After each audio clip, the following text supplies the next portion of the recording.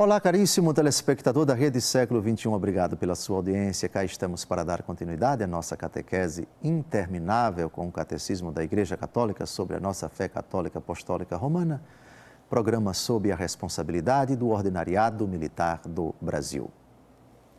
Já caminhando para a conclusão da nossa catequese sobre o sexto mandamento do Decálogo, guardar a castidade, retomamos a razão, à luz do programa anterior, da iliceidade, da imoralidade, da inadmissibilidade do adultério, qual ofensa grave à dignidade do matrimônio. Os dois últimos programas comentamos dois textos do Evangelho segundo Mateus sobre a gravidade, a pecaminosidade do adultério. Hoje vamos para o Evangelho segundo Marcos buscar nas palavras de Jesus a radicalidade para não se aceitar jamais o adultério, porque ele ofende a vontade originária de Deus, a santidade do matrimônio que ele instituiu lá no livro do Gênesis. Matrimônio natural.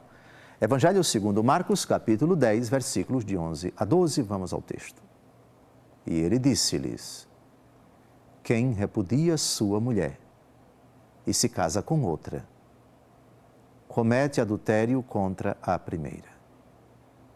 E se a mulher repudia o marido e se casa com outro, comete adultério. O vínculo do matrimônio, como nós já refletimos tantas vezes aqui nessa sede, é exclusivo e é excludente.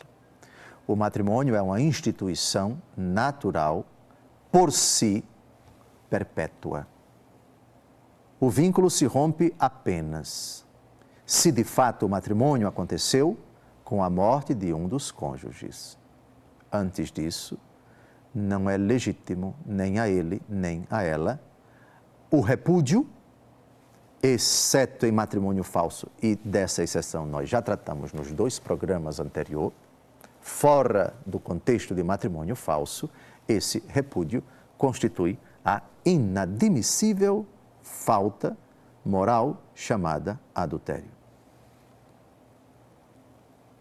Porque é uma injustiça, primeiro, contra a vontade originária de Deus. O homem deixa seu pai e sua mãe e se une à sua mulher, de sorte que já não são dois, mas uma só carne. Jesus, refletindo sobre esse texto, e esse foi o assunto do programa anterior, não separe o homem aquilo que Deus uniu.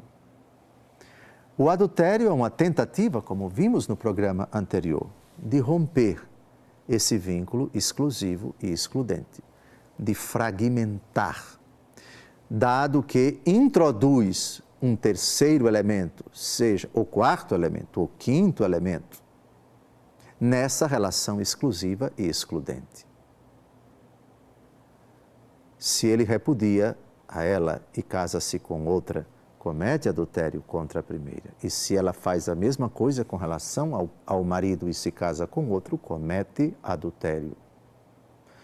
A exceção, evidentemente, nosso Senhor fala em duas ocasiões no Evangelho segundo Mateus, matrimônio falso. Não são poucos os matrimônios falsos nos dias de hoje. E, infelizmente, pela falta de preparo, pelo ambiente permissivo em muitos lugares, pela falta de uma catequese, de uma evangelização sólida em muitos lugares, acede-se ao matrimônio, celebra-se o matrimônio sem aquelas devidas disposições, ou por vício de consentimento, ou por um impedimento dirimente, ou por vício de forma canônica. Celebra-se o que parece ser verdade, mas não é. Uma nota de R$3, se vocês encontrarem por aí, ela existe, mas não é verdadeira, é falsa. Da mesma forma, muitos matrimônios que nós pensamos terem sido verdadeiros, na verdade foram uma farsa, foram um falso matrimônio. E, nesses casos, o repúdio é legítimo, exceto em caso de matrimônio falso.